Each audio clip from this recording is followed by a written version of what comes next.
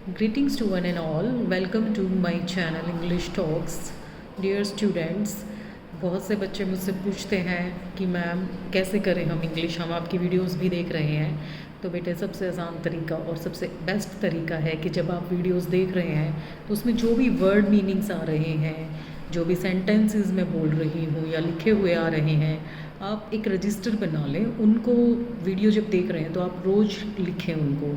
और एक प्रैक्टिस और आप बनाएं कि जो भी आप लिख रहे हो तो आप डेली प्रैक्टिस में बोलना तो इंग्लिश जब सीखेंगे जब आप अपने दोस्तों के साथ रोज़ के 2 नए शब्द यूज़ करते हो इंग्लिश के, और उसको आप सेंटेंस में बनाएं। जब आप सेंटेंस में यूज़ करेंगे अपने दोस्तों के साथ तो वो आपको ऑटोमेटिकली ही लर्न हो जाएगा, आपको एफ़र्ट्स नहीं डालने पड़ेंगे उसको याद करने के लिए।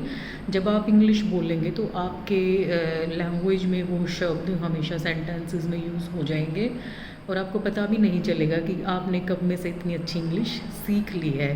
तो ये बहुत ही मस्ट है कि आप लिख लिख के प्रैक्टिस करें रोज़ की। रोज़ इंग्लिश के जब आप सेंटेंसेस देख रहे हो इंग्लिश टॉक्स पर, वर्ड मीनिंग्स आप देख रहे हो, इंटरव्यू स्किल्स आप देख रहे हो, डायलॉग राइटिंग है, बहुत सारे इसमें वीडियोस हैं इस चैनल पर। तो उससे आप लिख लिख कर प्रैक्टिस कीजिए और आपके कंपटीशन टेस्ट्स में भी ये डेफिनेटली हेल्पफुल है। और सिलेबस भी इसमें है, काफ़ी सारा कवर्ड होता है कई यूनिवर्सिटीज़ का इस चैनल पर। तो आप लोग बहुत ध्यान से अगर वीडियोस देख के लिखते हुए काम करेंगे तो फॉर श्योर आप बहुत अच्छी इंग्लिश बोल पाएंगे। All the best. और अभी एक बात और कि अब हर ही यूनिवर्सिटी और कॉलेजेस के एग्ज़ाम्स शुरू होने वाले हैं, तो अपना कैसे पढ़ना है आपको, आप अपना सिलेबस देखें सबसे पहले कंसर्न सब्जेक्ट का, कितने मार्क्स का कौन सा यूनिट, कितने क्वेश्चंस कैसे आएंगे एनईपी के तहत। तो बेटे जो भी शेड्यूल्स आपके ग्रुप्स में आपके कॉलेज या यूनिवर्सिटी डिपार्टमेंट से डल रहे हैं उसको फॉलो करते हुए आप सभी टेस्ट, सभी असाइनमेंट्स, क्विज़ हैं, पीयर डिस्कशंस हैं, प्रेजेंटेशंस हैं, सब दें, क्योंकि इनके मार्क्स आपके सबके जुड़कर ही जाएंगे आगे और वो आपके DMC that means detailed mark card में आपके जुड़ेंगे। और इसको आप लाइटली ना लें। जो भी नोटिस नोटिफिकेशंस आपके कॉलेजेस में या यूनिवर्सिटीज़ में आ रहे हैं तो आपको करना है कि आप उस सब को फॉलो करें और बहुत मन लगा के पढ़ें सिलेबस देखते हुए। कोई प्रॉब्लम है तो आप कंसर्न टीचर से पूछ सकते हो, आप इस चैनल के कमेंट सेक्शन में भी डाल सकते हो। I will try to solve your all questions and problems. तो इससे क्या होगा कि आपको बहुत इजी लगेगा पढ़ाई करना, वो टफ़ नहीं रहेगा आपके लिए।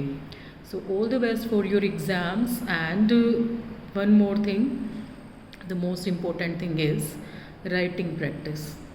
आजकल क्योंकि राइटिंग प्रैक्टिस बहुत कम हो रही है बच्चों की, क्योंकि हम फ़ोन में ही टाइप वगैरह कर लेते हैं, फ़ोटोकॉपी करवा लेते हैं, स्कैन करवा लेते हैं, पेपर में फिर प्रॉब्लम आती है राइटिंग और प्रेजेंटेशन की।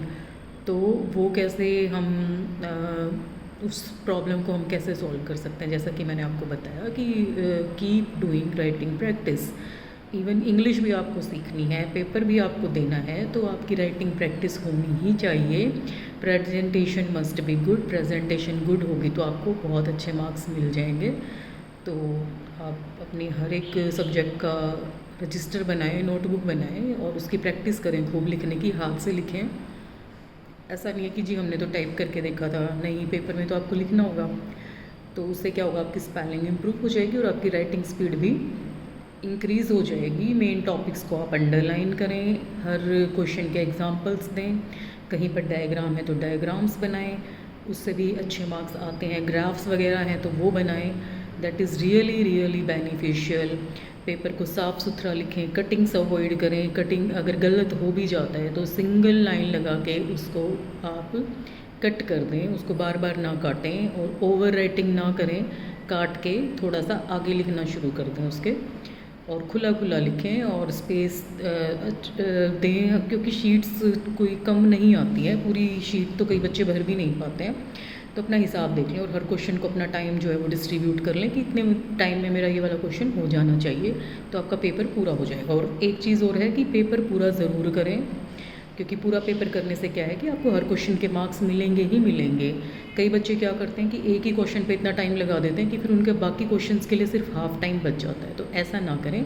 पहले अपना सिलेबस जब आप देखेंगे तो उसमें मेंशन होगा कि कितने मिनट्स का है आपका पेपर या कितने घंटों का है आपका पेपर, कौन सी यूनिट कितने मार्क्स के, तो उस हिसाब से आप करेंगे तो डेफिनेटली आपको कोई प्रॉब्लम नहीं आएगी। सो ऑल द बेस्ट बच्चों।